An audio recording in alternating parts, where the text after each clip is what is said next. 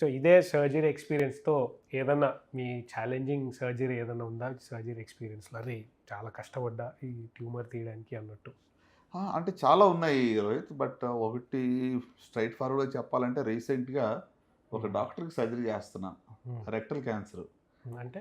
Rectum అంటే పెద్ద పేగు ఒక లోవర్ పార్ట్. మనకు హ్మ్. మోషన్ వచ్చేదానికంటే కొంచెం పైన ఉంటుందన్నమాట. ఓకే. ఆ! ఇట్స్ లార్జ్ ఇంటెస్టైన్ హ్మ్. క్యాన్సర్ హ్మ్. అనుకోండి. Large intestine, rectum, anus. ఆ! ఆ! అంతే. కరెక్ట్. అబ్బా! కరెక్ట్. మీరు బయాలజీ క్లాస్ బాగా చదివారు. డయాగ్రామ్ పైన లేబులింగ్ చేస్తారు. కరెక్ట్. హ్మ్. అంతే.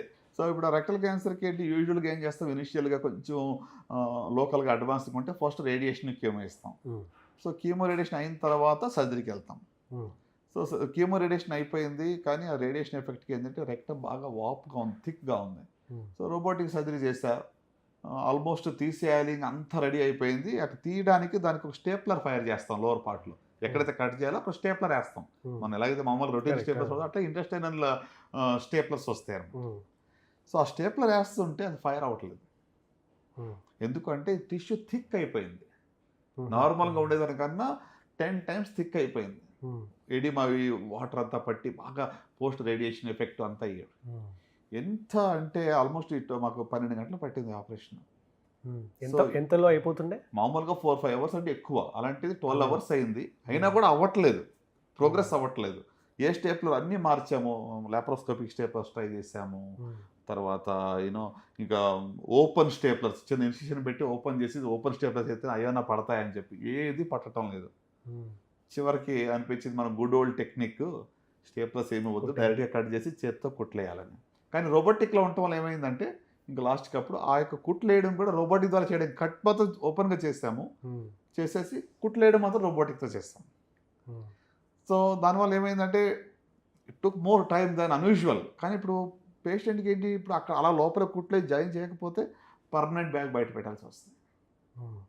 మొత్తం కింద ఎనల కినాలు రెక్టమ్ తీసేసామనుకోండి బ్యాగ్ ఓకే. పర్మనెంట్ ఉండాలి. ఆహా! సో, ఆ! ఆ పార్ట్‌లో మనం కరెక్ట్‌గా మరి ఎంత థిక్కున్నా, ఎంత ఇబ్బందయినా కూడా ఆ యొక్క ఏనల్ కెనాల్ స్ఫింక్టర్ అనేది కాపాడాలి. హ్మ్. సో, స్టూల్ హోల్డింగ్ కెపాసిటీ ఉంటుంది. లేకపోతే అవును. Permanent bag పెట్టాల్సొస్తుంది. బ్యాగ్ అంటే మనం ఆపరేషన్ టైమ్‌లో యూరిన్ అది పెడతా అది కాదు. అదంటారా? కొలాస్టమీ అంటాం. మోషన్ బయటకొచ్చేది కడుపు పైనుంచి ఒక పేగు బయట పెడతాం.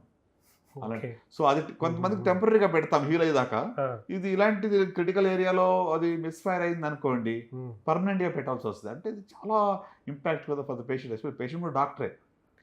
అంటే ఆ టైంలో టెన్షన్ అవ్వదా డాక్టర్ 4 గంటలది పోతుంది, పోతుంది, పోతుంది. ఖచ్చితంగా అంటే స్ట్రెస్ అంటే ఇప్పుడు ఇది వి ఒక కాలింగ్ ఇది. ఇదొక పిలుపు. హ్మ్.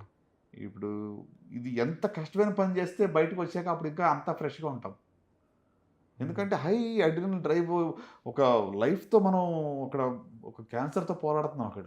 హ్మ్. సో, అక్కడ ఏదో అయిపోగానే ఇంక అయిపోయిందిలే ఇంక నేనొచ్చి పడుకోవడం అట్లా ఉండదు చాలా సార్లు. ఇలాంటి ఛాలెంజ్ చేసినప్పుడు ఇంకా ఫ్రెష్‌గా ఉంటాం. హ్మ్. అంటే ఆ మైండ్ అట్లా ఫైన్ ట్యూన్ అయిపోతుందనమాట. సో ఏదొచ్చినా గూడా ఇంకొక ఆల్టర్‌నేట్ డెసిషన్ తీసుకునేలాగా. అంటే టైమ్‌లో డెసిషన్ చాలా ఇంపార్టెంట్ కదా! హ్మ్. ఇప్పుడు సింపుల్‌గా చెప్పాలంటే ఒకరోజు ఏదో ఒక ఎమ్మెల్యే గారి సిస్టర్‌కి ఆపరేట్ చేస్తున్నా. హ్మ్. చేస్తున్నప్పుడు ఒక రిట్రాక్టర్ అని ఉంటుంది. ఇట్లా లాగి హ్మ్. పట్టుకుంటాం. హ్మ్. ఒక వెయిన్ మీద పట్టుకున్న ఆవిడ కొంచెం గట్టిగా లాగటం వల్ల ఆ వెయిన్ రప్చర్ అయిపోయింది.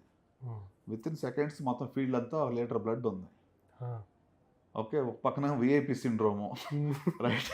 సో, ఇప్పుడు ఆ టైంలో అంతా క్లీన్ చేసుకుని వాటర్ సక్షన్ మెషిన్ ఉంటుంది. వాటర్ అంతా ఏసి క్లీన్ చేసుకున్న తర్వాత నొక్కి పెట్టుకోవాలి ఫస్ట్. బ్లీడింగ్ హ్మ్. ఆపాలి కదా! హ్మ్. అంత ఫాస్ట్‌గా వస్తుంది. సో, తీయగానే మళ్ళా బ్లీడ్ అయిపోతుంది.